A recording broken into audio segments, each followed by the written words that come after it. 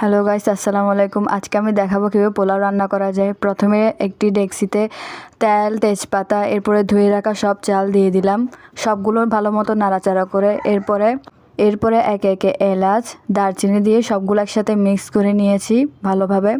এরপরে গরম পানি দিয়ে দিয়েছি। এরপরে ভালোভাবে নেড়ে চেড়ে গরম করা দুধ আছে সেগুলো আমি দিয়ে দিব।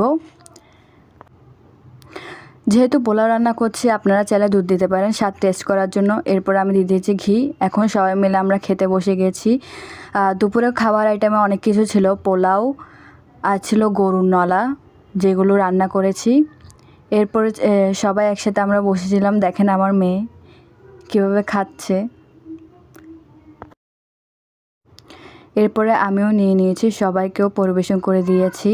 যদি আমার ভিডিওটা ভালো লাগে তাহলে একটা লাইক করে দিবেন, পাশে থাকবেন এবং বেশি বেশি সাপোর্ট করবেন।